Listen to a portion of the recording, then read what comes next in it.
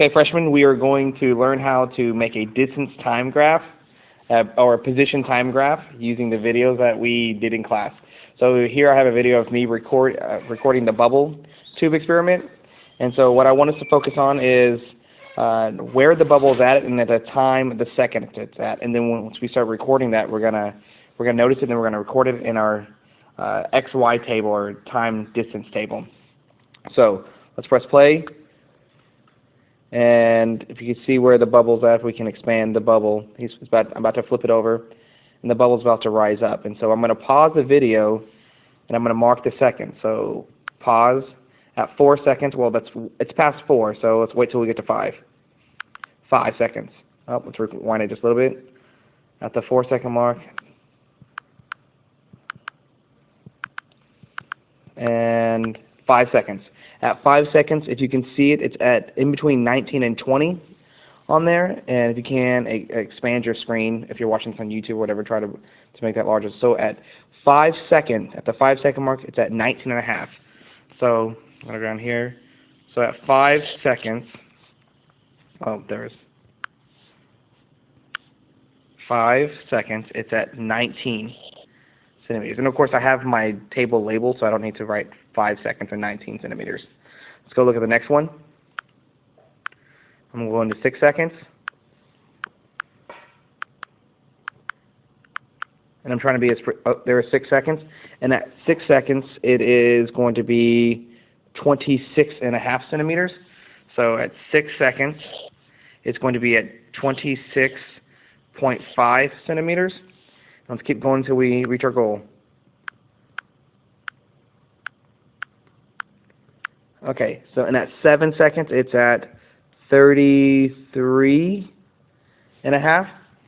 So at 7 seconds, it's at 33.5 seconds.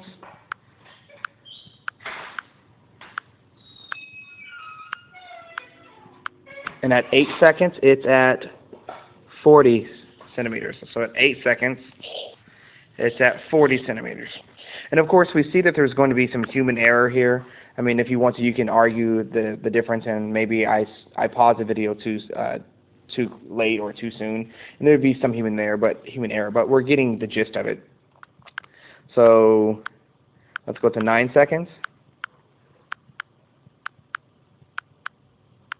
Okay, at 9 seconds, it was at 47 centimeters. So at 9 seconds, it's at 47 centimeters. And let's get to the 10th. And we're creating data points, very much like you would do in math. Oh, I got to rewind now. Okay, and at 10 seconds, it's at 53 and a half. So at 10 seconds, it's at 53 and a half centimeters. And let's see if we can get a couple more data points out of this.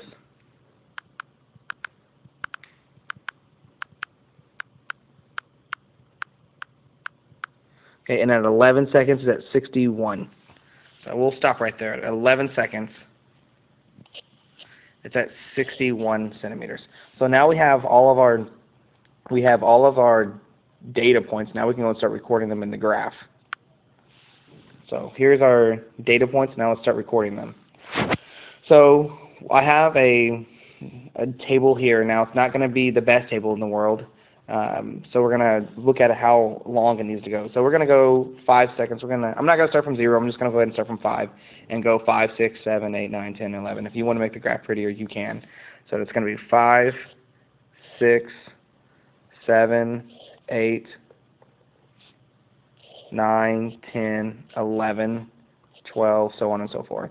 So that way we could see a trend here. And so here I started from 19. I'm going up to 61. So 19, and it's a 1, 2. That's a difference of close to 40 or so, 42 spots. So it's going to be 1, 2, 3, 4, 5, 6, 7, 8, 9. 9 by 42. We can see we should probably go up by 4s probably. So we're going to start again. We're going to go ahead and start at 19 if we want to. If we go ahead and start by 19. So, and I'm going to put it on the inside just because I don't have enough space over here. So 19, of course that would be a problem if that's going to be my data point, but we'll 19, then we're going to go up by 4. So 19, 23, 19, 23, 27, 30, 1. That may be not enough.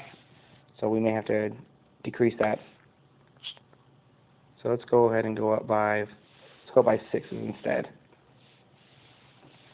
So I have, let's go to 19 and let's go to 25. So 19, 25, 31, 37, 43,